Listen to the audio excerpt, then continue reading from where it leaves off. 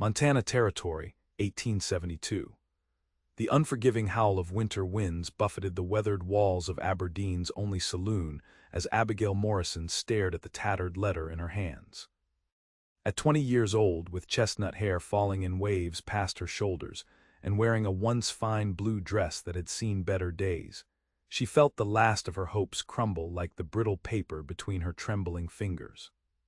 "He's not coming," she whispered to herself, the words nearly drowned by the raucous laughter of miners and cowboys seeking refuge from the cold. 6 months she'd waited for her fiancé, a man who had promised to build her a life in this frontier town. 6 months of saving every penny from waiting tables, of defending her virtue against drunken advances, of clinging to the belief that love could survive the harsh realities of the West. The letter, postmarked from Chicago, contained 13 words that shattered everything. "Found another. Don't wait. The frontier is no place for a proper woman anyway." Abigail had been raised to believe that a woman's worth was measured by the man who chose her. Now abandoned in a territory where women were outnumbered 20-1, she felt not just heartbroken but worthless. Her mother's warnings echoed in her mind. Love is a luxury for city folk. Out west, it's just survival. Outside, the storm intensified. Inside, Abigail made a silent vow she would never again trust her heart to a man's keeping. The frontier might be cruel, but at least it was honest in its harshness. Men, she decided, were not. 3 tables away, Ryan Forrester removed his snow-dusted hat and ran a hand through his sandy brown hair. At 25, he had already lived several lifetimes, orphaned at 12, riding with cattle drives by 15, and now foreman at the struggling Triple Creek Ranch. His lean, muscular frame bore the evidence of years of hard work, though his face remained youthful despite the light stubble that shadowed his strong jaw. Unlike the other cowboys who filled the saloon with bravado and bluster, Ryan sat quietly, nursing a single whiskey and observing. He noticed the woman with the letter, watched as something inside her seemed to break. He recognized that look, had seen it in his own reflection often enough. The frontier broke everyone eventually. Some it killed outright, others it hollowed out slowly, leaving them shells that looked human but were empty inside. Ryan had made his peace with solitude. A man who leads others can't afford attachments, his first trail boss had taught him. They make you weak when you need to be strong. It was a lesson Ryan had embraced, building a reputation as a capable, fair-minded foreman who kept his distance from both the rowdy pursuits of his men and the matrimonial ambitions of the territory's few single women. Yet something about the quiet dignity with which the woman folded her letter and tucked it away struck him. Even in her obvious distress, she carried herself with a grace that seemed out of place amidst the frontier's crude realities. Ryan's contemplation was interrupted by the saloon's doors bursting open. 3 men staggered in, bringing with them a blast of cold air and the stench of unwashed bodies and bad intentions. He recognized them immediately, troublemakers from the Diamond T outfit, known more for their skill at starting fights than herding cattle. "Well, look what we got here, boys," the largest of the 3 slurred, his bloodshot eyes fixing on Abigail. Aberdeen's prettiest little waitress, all alone tonight. Ryan tensed as the man lurched toward Abigail's table. He'd spent years minding his own business, staying out of other people's troubles. The frontier taught hard lessons about interfering in matters that weren't your concern. Still, his hand drifted to the worn handle of his Colt. "I said, ain't you gonna welcome us proper?" The drunk's hand shot out, grabbing Abigail's wrist. "Please release me," Abigail said, her voice steady despite the fear in her eyes. "I'm not working tonight." "Hear that, boys? Not working." The man's laughter was ugly. "Then what good are you?" The words died in his throat as he found himself staring into the unwavering blue eyes of Ryan Forrester, who had crossed the room with the fluid grace of a mountain lion. "The lady asked you to let go," Ryan said quietly, but something in his tone made the saloon fall silent. "This ain't your business, Forrester," the drunk growled, though his grip on Abigail's wrist loosened slightly. "I'm making it my business."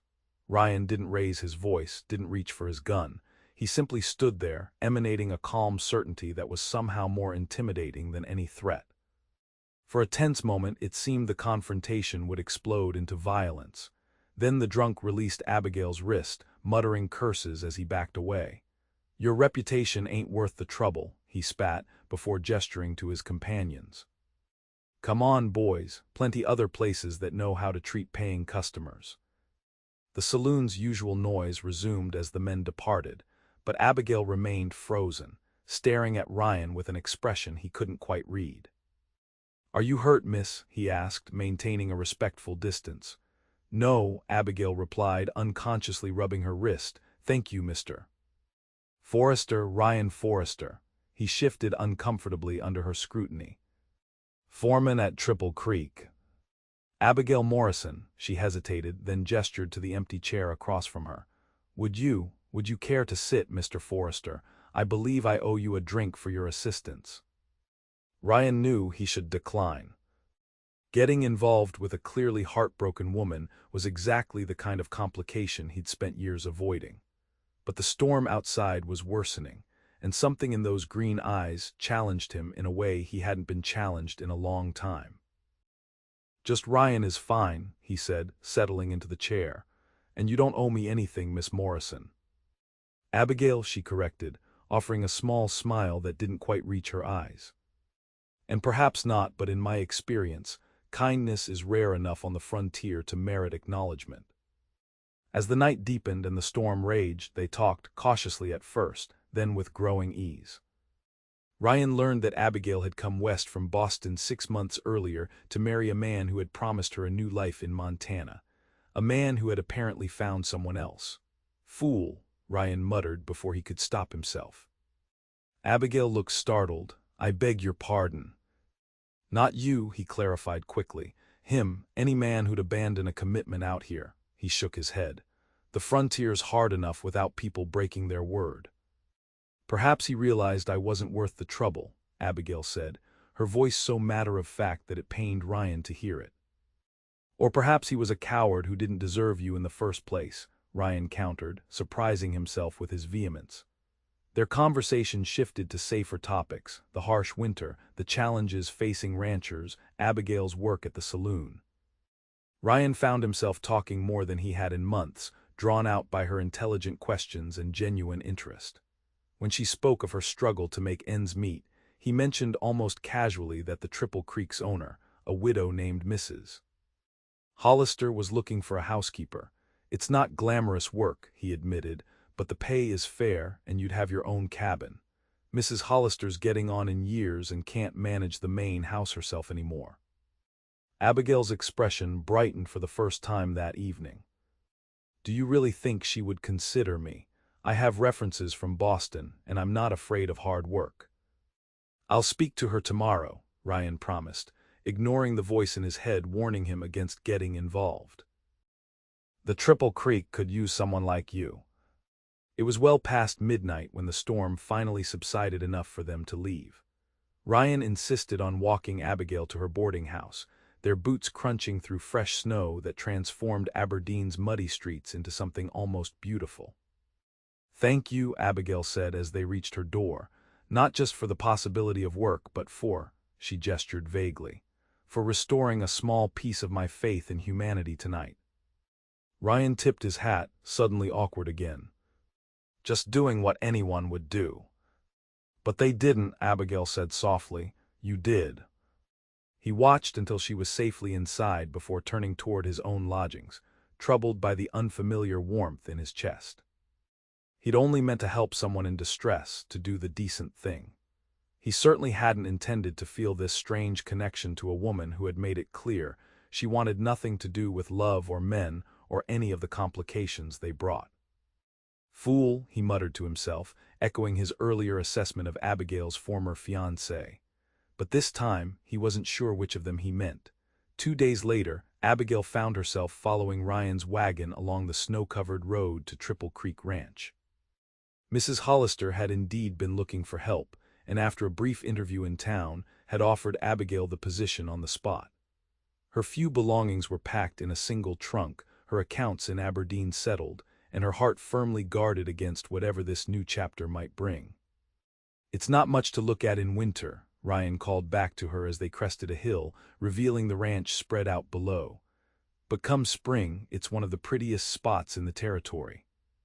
Even in winter's grip, Abigail could see the appeal. A large log house dominated the center of the property, smoke curling from its chimney. Several smaller cabins clustered nearby, while a barn, corral, and bunkhouse stood a respectful distance away.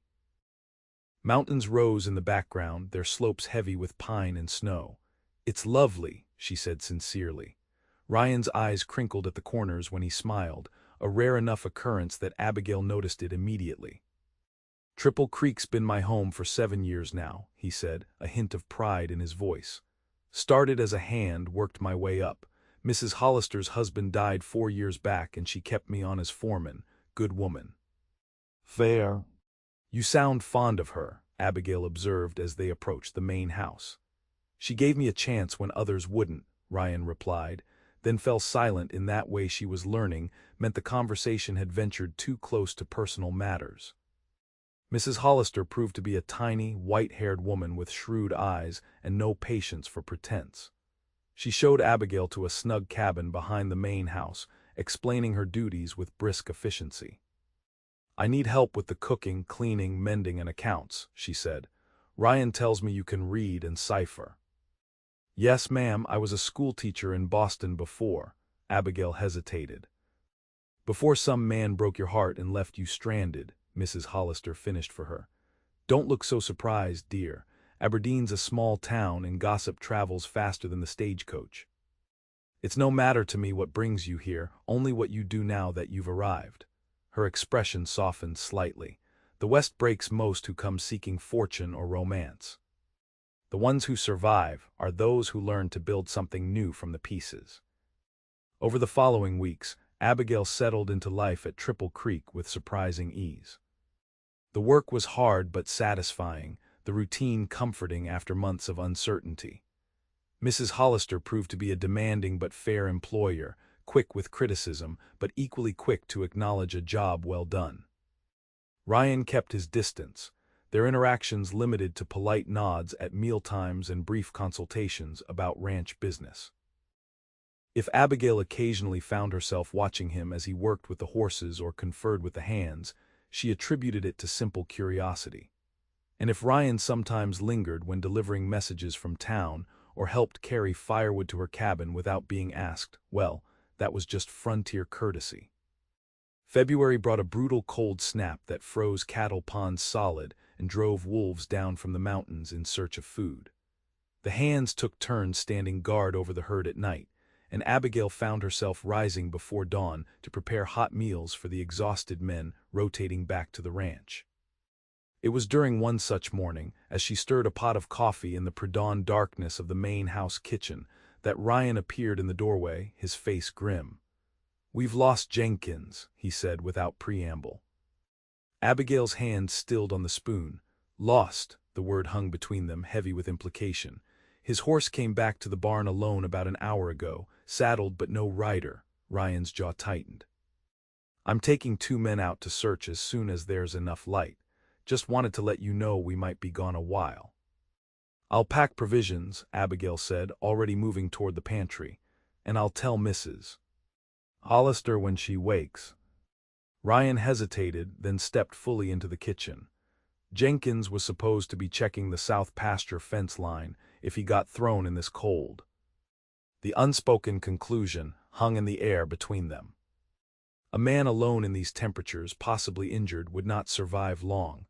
"You'll find him," Abigail said with more confidence than she felt. Ryan nodded once, his eyes meeting hers briefly before he turned to leave. "Thank you," he said quietly, "for understanding without making me explain." Something shifted between them in that moment. A recognition of shared values, perhaps, or simply the acknowledgement that they were both adapting to the frontier's harsh realities in their own ways. 3 hours later, Abigail was helping Mrs. Hollister inventory the root cellar when a commotion outside drew them to the porch. Ryan and his men were returning, a blanket-trapped form slumped in front of Ryan's saddle. "Is he?" Mrs. Hollister began. "Alive, but barely," Ryan replied, his face drawn with exhaustion. Found him half buried in snow near the creek crossing. Horse must have spooked and thrown him. His leg's broken, and he's near frozen through. Bring him in, Mrs. Hollister commanded, her voice steady despite the concern in her eyes. Abigail will need hot water, bandages, and whiskey. What followed was a grueling day of tending to the injured cowboy. Mrs. Hollister set his broken leg with the practiced efficiency of a woman who had dealt with similar emergencies many times before. Abigail assisted, pushing aside her squeamishness to help where needed. Ryan hovered nearby, ready to hold Jenkins down if necessary, his face impassive but his eyes betraying his concern.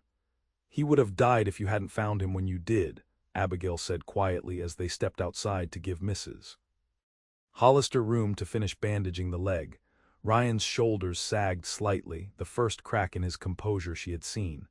Almost didn't, went north initially, following tracks that turned out to be a deer's. If his horse hadn't come back, he shook his head. The frontier doesn't forgive mistakes. Neither do you, it seems, Abigail observed gently. Ryan looked at her sharply. What do you mean? You saved his life, yet you're focusing on how you almost failed. Abigail hesitated, then added, we all carry enough burdens out here without adding unnecessary ones. Something flickered in Ryan's eyes, surprise perhaps or recognition. For a moment it seemed he might say more, but Mrs. Hollister's voice from inside called Abigail back to duty, and the moment passed. That night, after Jenkins had been moved to a bed in the main house and the ranch had settled into an uneasy quiet, Abigail found herself unable to sleep. She wrapped a shawl around her shoulders and stepped outside, drawn to the peace of the star-filled sky. She had not expected to find Ryan sitting on her cabin steps, his breath forming clouds in the cold air. "Mr. Forrester," she said, startled. He rose quickly. "Miss Morrison, I apologize for the intrusion. I was just," he gestured vaguely at the night sky, "thinking." As was I, Abigail hesitated, then sat on the step, leaving room beside her. After a moment's hesitation, Ryan joined her, careful to maintain a proper distance. They sat in silence for a while, the vastness of the Montana night spread above them like a blanket studded with diamonds. "Jenkins will recover?" Abigail finally asked. "Mrs. Hollister thinks so, though he may walk with a limp." Ryan's profile was sharp against the darkness. "He's young, strong." "As are you," Abigail said. "I don't believe I've properly thanked you for bringing me here, this position. It's been a salvation of sorts." Ryan glanced at her, his expression unreadable in the dim light. "You've earned your place here. Mrs. Hollister says you've organized her accounts better than they've been in years." "High praise indeed," Abigail smiled slightly. "She reminds me a bit of my grandmother, formidable and kind in equal measure." "She thinks highly of you," Ryan said. Then, after a pause, "as do I." The admission hung between them, simple yet somehow significant. "I find that I think well of you too, Mr. Forrester," Abigail replied carefully, "despite my best intentions to think poorly of all men after my disappointment." Ryan's laugh was soft and without humor. "I've given plenty of people reason to think poorly of me over the years. Is that why you keep everyone at arm's length?" The question slipped out before Abigail could reconsider it, emboldened by the darkness and the strange intimacy of the moment. Ryan was quiet so long that she thought he might not answer. When he finally spoke, his voice was low. "I learned early that getting attached to people is a fool's game out here. The frontier takes more than it gives." "Is that truly what you believe?" Abigail asked. "That we're all just waiting to lose whatever we dare to care about?"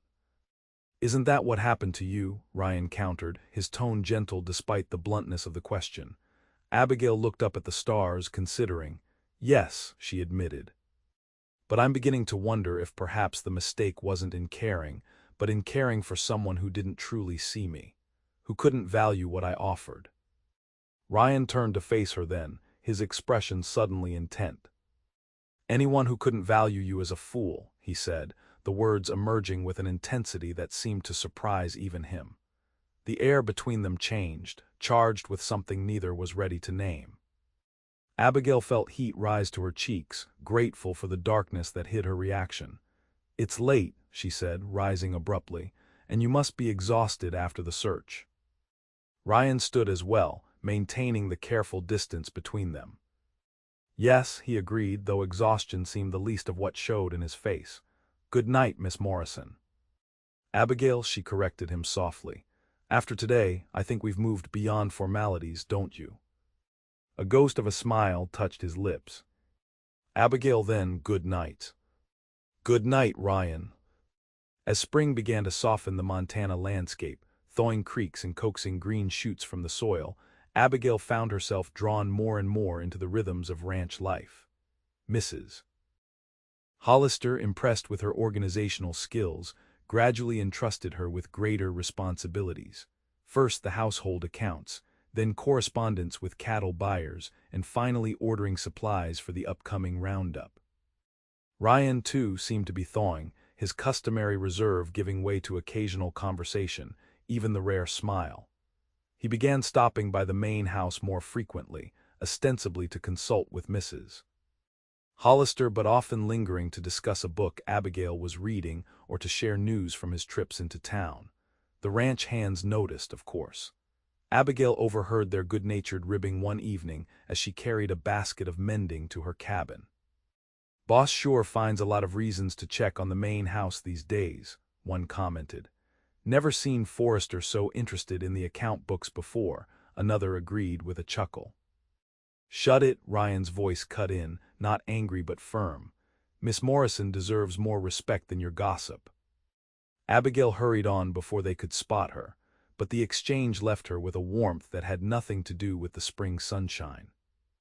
The annual cattle drive to the railhead was approaching, bringing with it a flurry of activity. Extra hands were hired, supplies stockpiled, and the main house became a hub of constant planning. Ryan was often in conference with Mrs. Hollister, his usual calm demeanor occasionally showing strain as he coordinated the complex operation. One evening, as Abigail was preparing to retire, a knock came at her cabin door. She opened it to find Ryan standing there, hat in hand, looking uncharacteristically uncertain. "I apologize for the late hour," he said, "but I wanted to ask you something before I leave tomorrow." Tomorrow, Abigail felt a sudden, unexpected pang. "I thought the drive didn't begin until next week." "It doesn't, but I need to ride to Helena first, contract business with the railroad agent." Ryan shifted his weight slightly. "I'll be gone about 10 days altogether." "I see." Abigail wasn't sure why this news should affect her so, but found herself strangely dismayed at the prospect of his absence. "What did you want to ask me?" Ryan seemed to gather himself. "There's a social in town when I return, celebrating the spring drive. I wondered if you would consider attending." "With me?" The invitation hung in the air between them, far more significant than the simple words suggested. Abigail had been in Montana territory long enough to understand that a man escorting a woman to such an event was making a clear statement about his intentions. "As friends, of course," Ryan added hastily when she didn't immediately respond. "I just thought you might enjoy the music and—" "Yes," Abigail interrupted, surprising herself with the certainty in her voice. "I would like that very much." Something like relief passed across Ryan's face. "Good," he said, "that's good." They stood there for a moment, the air between them charged with things unsaid, until Ryan finally cleared his throat. "I should let you rest, long day tomorrow." "Be safe," Abigail said, "on your journey." Ryan nodded, placing his hat back on his head. "Always am," he replied, but something in his smile suggested her concern mattered to him in a way he wasn't accustomed to. After he left, Abigail found herself standing at her window, watching his figure disappear toward the bunkhouse, wondering when exactly this taciturn cowboy had begun to matter so much to her, and what she intended to do about it. The 10 days of Ryan's absence stretched interminably. Abigail threw herself into preparations for the cattle drive, helping Mrs. Hollister organize provisions and mending shirts for the hands. If she found herself glancing toward the road more often than necessary or listening for the sound of approaching hoofbeats, She attributed it to normal concern for a colleague's safe return. Mrs. Hollister was not so easily deceived.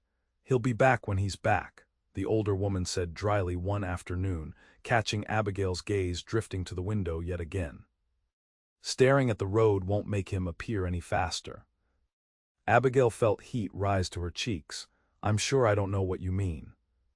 "Of course not," Mrs. Hollister replied, her eyes twinkling. "Just as I'm sure Ryan had no particular reason to ask if you prefer blue ribbons or red before he left for Helena." "He did what?" Abigail couldn't hide her surprise. "That boy's been alone too long, Mrs. Hollister continued as if Abigail hadn't spoken. "Carrying burdens no young man should have to bear. It's good to see him taking an interest in something besides cattle and ledger books." "Mrs. Hollister, I assure you."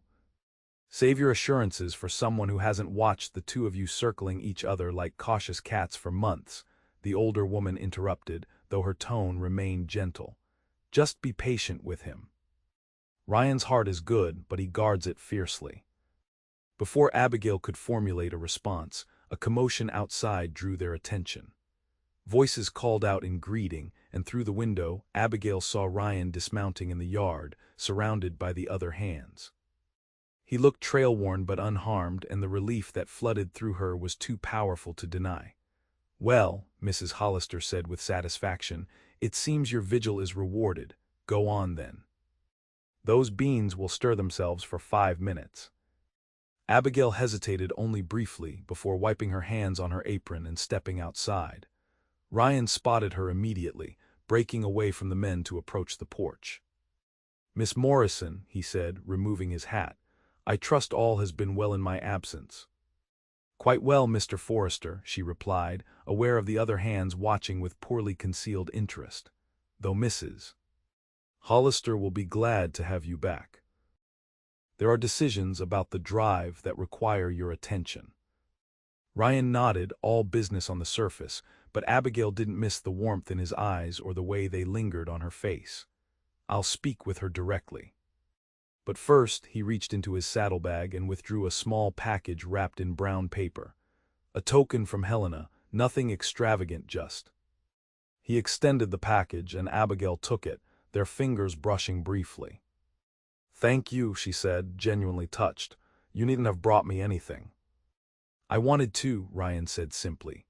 Later, alone in her cabin, Abigail carefully unwrapped the package to find a small book of poetry, Tennyson's verses, bound in blue leather. Inside the cover, Ryan had written in a surprisingly elegant hand, "For moments of quiet amidst the frontier's noise. With regards, R.F." It was a thoughtful gift, personal without being presumptuous, and Abigail found herself tracing the inscription with her fingertips, imagining Ryan in a Helena bookshop, selecting this volume specifically for her. The next few days passed in a blur of activity as the ranch prepared for the spring drive. Ryan was everywhere at once, inspecting the herd, drilling the new hands on their duties, reviewing the route with the more experienced cowboys. Abigail caught only glimpses of him, their interactions limited to brief exchanges over meals or chance encounters in the yard. Yet something had shifted between them. Each glance held a little longer. Each casual touch, a passed plate, an accidentally brushed sleeve, seemed charged with new awareness. The social in town loomed in Abigail's thoughts, both anticipated and feared. It represented a step she wasn't entirely certain she was ready to take. The day before the cattle drive was to begin, disaster struck. One of the new hands, inexperienced and overeager to prove himself, rode too close to the herd during a practice maneuver. His horse stumbled, sending him tumbling under the hooves of the startled cattle. By the time the dust cleared, the young man lay motionless, his leg bent at an impossible angle.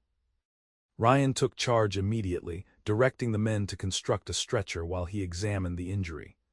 "Broken bad," he reported grimly to Mrs. Hollister and Abigail, who had rushed from the house at the commotion. "He needs a doctor, and quick." "Aberdeen's doctor is away until tomorrow," Mrs. Hollister said, her face creased with worry. "Visiting outlying farms." "Helena then," Ryan decided. "I'll take him myself." The wagon would be too slow and rough over that terrain. But the drive, one of the senior hands began. We'll have to wait a day, Ryan cut him off. Jackson, you're in charge until I return. Make sure the men are ready to move out as soon as I'm back. You can't possibly make Helena and back in a day, Mrs. Hollister protested, not carrying an injured man. 2 days then, Ryan conceded. We'll leave as soon as the stretcher's secured between 2 horses. Abigail watched as Ryan efficiently organized the rescue mission, his face set in lines of determination. This was the man the ranch hands respected, decisive, calm in crisis, putting the welfare of those in his care above all else. I'll pack provisions, she said, turning toward the house. And I'll write a letter for the doctor explaining what happened, Mrs. Hollister added, following her. Within an hour, Ryan and another hand were departing with the injured cowboy secured on an improvised stretcher suspended between their horses. Abigail stood on the porch watching them go, a knot of worry tightening in her stomach. The social, she realized suddenly, turning to Mrs. Hollister, it's tomorrow evening. If he's not back, then it will wait for another time, the older woman said practically. There are more important matters at hand. Abigail nodded, pushing aside her disappointment. Of course. You're right. Though I suspect Ryan will do everything in his power to return in time, Mrs. Hollister added with a knowing look. That boy can be remarkably determined when he sets his mind to something. Or someone, Abigail thought, but kept the observation to herself. The following day crawled by, each hour stretching interminably as Abigail tried to focus on her duties. By afternoon, there was still no sign of Ryan's return, and she resigned herself to missing the social. It was a small disappointment in the grand scheme of things, yet it represented something larger, a tentative step toward a future she had stopped believing might be possible. As dusk approached, Abigail sat on her cabin steps, watching the sun sink behind the mountains. The ranch was unusually quiet, most of the hands taking advantage of the unexpected day off to visit town or rest before the drive. The sound of hoofbeats drew her attention. A lone rider was approaching from the east, his figure silhouetted against the darkening sky. Even at a distance, Abigail recognized Ryan's straight-backed posture, the distinctive way he sat his horse. She rose as he approached, noting the exhaustion evident in the slump of his shoulders and the dust coating his clothes. The injured man, she asked as he dismounted stiffly, at the doctor's in Helena. Legs badly broken, but he'll recover. Ryan removed his hat, running a hand through his sweat-dampened hair. Left Williams with him. They'll follow in a wagon when he's stable enough to travel. You rode straight through, Abigail observed. It wasn't a question. Ryan's tired eyes met hers. Had somewhere to be tonight, he said simply. The implications of that statement, that he had pushed himself to the limits of endurance to keep a promise to her, sent warmth spreading through Abigail's chest. The social, she said softly, you remembered. Course I remembered. A faint smile touched Ryan's lips. Been thinking about it the whole ride back. They stood looking at each other for a long moment, something unspoken passing between them. You must be exhausted, Abigail finally said. And in need of a bath and food. Ryan glanced down at his trail-worn appearance and grimaced, not exactly presentable for a social. There's still time, Abigail assured him. The dancing won't begin until after sunset. The smile that spread across Ryan's face transformed his tired features, showing a glimpse of the young man beneath the responsible foreman's exterior. Then I'd better hurry, he said. Don't want to keep a lady waiting. 2 hours later, Abigail stood before the small mirror in her cabin, surveying her appearance with critical eyes. She had saved one good dress from her Boston days, pale blue with modest lace trim at the collar and cuffs. Her chestnut hair was arranged in a simple but elegant knot at the nape of her neck, secured with the blue ribbon Mrs. Hollister had mysteriously produced that afternoon. It suits you, the older woman had said with a wink. And it happens to match a certain foreman's eyes, though I'm sure that's mere coincidence. A knock at the door announced Ryan's arrival. Abigail opened it to find him transformed from the dusty, exhausted rider of earlier. His dark suit, clearly reserved for special occasions, fit his broad shoulders perfectly. His sandy hair was neatly combed, his face clean-shaven, and the smile he gave her made Abigail's breath catch. "You look beautiful," he said with simple sincerity. "As do you," Abigail replied, then blushed at her forwardness. "That is, you look very handsome." Ryan offered his arm. "Shall we?" "I've got the buggy waiting." The drive to Aberdeen took just under an hour, the spring evening warm enough to be comfortable without a heavy wrap. Conversation flowed more easily than Abigail had expected, ranging from books they had both read to childhood memories to observations about the Montana landscape awakening after winter. "I never thought I could love a place this wild," Abigail admitted as they crested a hill overlooking a valley painted gold by the setting sun. "Boston is all order and civilization, but there's something about this territory. It gets under your skin." "It's honest," Ryan said, "dangerous sometimes but never deceptive. You always know where you stand with Montana." He glanced at her. "Unlike people." "Some people are honest too," Abigail said softly. Ryan's hands tightened slightly on the reins. "I try to be." "I know." Abigail took a chance, placing her hand lightly on his arm. "It's one of the things I admire most about you." The social was being held in Aberdeen's newly constructed town hall, a simple but sturdy building that served as church, meeting place, and occasional courthouse. Lanterns hung from the rafters, casting a warm glow over the gathered townspeople. A small band of local musicians was setting up in one corner, while tables laden with food lined the opposite wall. Abigail felt a momentary trepidation as they entered. Her previous experiences in Aberdeen had been limited to the saloon where she had briefly worked and the general store. This would be her first real introduction to the community, as someone other than that Eastern girl who got jilted. Ryan seemed to sense her nervousness. "Everyone's been asking about you," he said quietly as they paused at the entrance. "Mrs. Hollister's been singing your praises to anyone who will listen." "Has she?" Abigail was touched by the thought of the older woman defending her reputation. Ryan nodded toward a group of women arranging plates on the food table. "Mrs. Peterson, their head's the church ladies' auxiliary. Been trying to get me to introduce you for weeks." "Why haven't you?" Abigail asked, curious. A hint of color touched Ryan's cheekbones. "Wasn't sure you'd want to put down roots here, after what happened with your fiancé." "Ex-fiancé," Abigail corrected firmly. "And I've found that Montana suits me far better than I expected." She squeezed his arm lightly, thanks in no small part to certain of its inhabitants. The evening unfolded better than Abigail could have hoped. Ryan introduced her to what seemed like half the county, from the banker's wife to the blacksmith's daughter. If there were whispers about her past or speculation about her relationship with Triple Creek's foreman, they were kept discreetly out of earshot. When the band struck up a lively reel, Ryan turned to her with unexpected eagerness. "Dance with me." "I didn't know you danced," Abigail said, delighted by this new facet of the serious cowboy.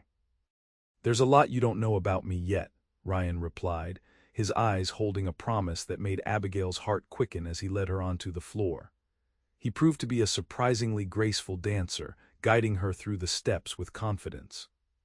As the evening progressed, they shared several more dances, interspersed with conversations with neighbors and refreshments from the laden tables.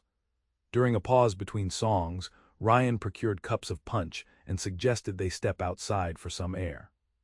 The night was clear, stars scattered like diamond dust across the velvet sky.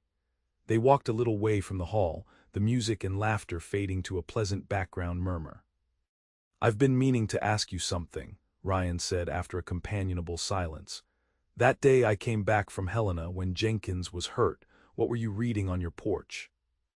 Abigail smiled, touched that he had noticed such a detail. "Letters from my sister in Boston. She writes every month, telling me I'm mad to stay out here and should come home immediately." "And what do you tell her?" Ryan's tone was casual, but Abigail sensed the importance of her answer. "I tell her I've found something in Montana that I never had in Boston." She turned to face him fully. "Freedom, purpose." and people who value me for who I am, not what society expects me to be." Ryan set his punch cup on a nearby fence post and took a step closer. "Is that all you found?" Abigail's heart thundered in her chest. "No," she admitted softly. "I've also found that my heart isn't quite as permanently broken as I had believed." Ryan's hand rose to gently touch her cheek. "Abigail," he said, her name like a prayer on his lips. "I'm not good with words like this. I'm just a cowboy who spent most of his life avoiding attachments because they seemed too risky out here." "And now," Abigail whispered, "now I'm thinking some risks are worth taking." His eyes searched hers. "If you'll be patient with me, I don't know much about loving someone, but I'm willing to learn with you." The words echoed her own thoughts so perfectly that Abigail felt tears spring to her eyes. "I think," she said carefully, "that we could learn together, if you're willing." Ryan's answer was to lower his head slowly, giving her every chance to pull away, until his lips met hers in a kiss so gentle and reverent that it made her previous romantic experiences seem shallow by comparison. When they parted, Abigail saw in Ryan's eyes a vulnerability he rarely allowed anyone to witness, hope mingled with fear, desire tempered by respect. "I should take you back inside before your reputation suffers," he said, though he made no move to step away.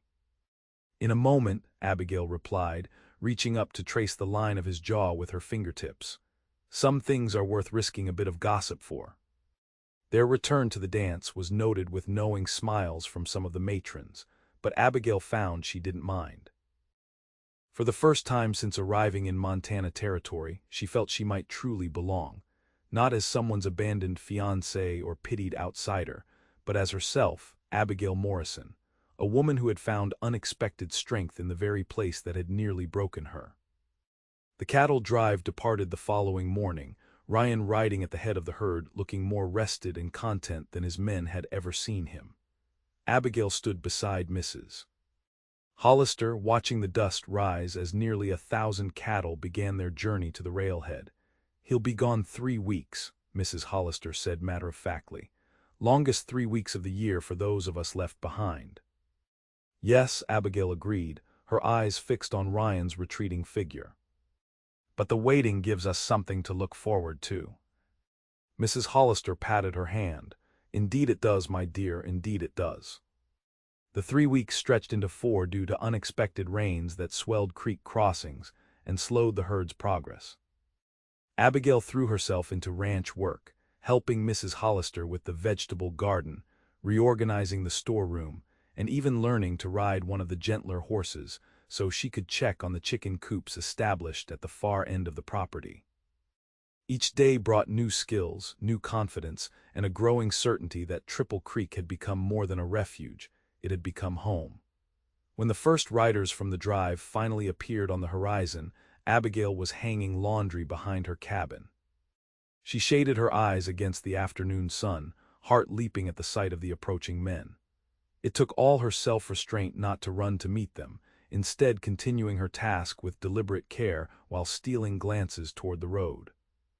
Ryan rode directly to the main house to report to Mrs. Hollister, as protocol demanded. Only after he had given his account of the drive, delivered the financial proceeds, and seen to his horse did he appear at Abigail's cabin, his face alight with the joy of homecoming.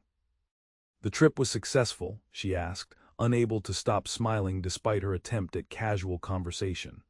"Very," Ryan replied, taking off his hat as he approached. "Got a better price than expected for the yearlings." They stood looking at each other, suddenly shy after weeks apart, all the things they wanted to say crowding unspoken between them. "I missed you," Abigail finally admitted, breaking the tension. "More than I expected to."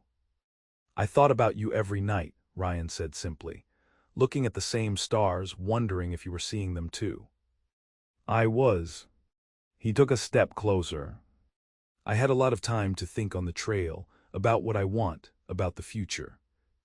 Abigail's heart quickened. "And what conclusions did you reach?" "That I'm tired of being alone." Ryan's blue eyes held her steadily. "That the frontier doesn't seem quite so harsh when I think of facing it with you beside me." Ryan, Abigail began, but he gently raised a hand to stop her. Let me finish, please. I'm not good at this, and if I don't say it now, I might lose my nerve. He took a deep breath. I know it soon. I know you came to Montana with different expectations and that you've had your trust broken. But I've never been more certain of anything than I am of what I feel for you. From his pocket he withdrew a small wooden box. This was my mother's, he said, opening it to reveal a simple gold band set with a small pearl. Before she died, she told me to give it only to a woman who made me believe in something bigger than just surviving. Abigail stared at the ring, then at Ryan, her heart pounding so loudly she was certain he must hear it. I'm not asking for an answer today, he continued quickly, just for you to consider a future where we face whatever comes together. I don't have much to offer beyond hard work and a promise to always be honest with you, but everything I have is yours if you want it. Tears filled Abigail's eyes, not of sadness but of overwhelming emotion. When I came to Montana, she said, her voice trembling slightly, I believed my heart was permanently broken, that I would never trust or love again. Ryan nodded, his expression solemn. I understand if you need more time. No, Abigail interrupted gently. What I'm trying to say is that you've shown me it's possible to rebuild from broken pieces.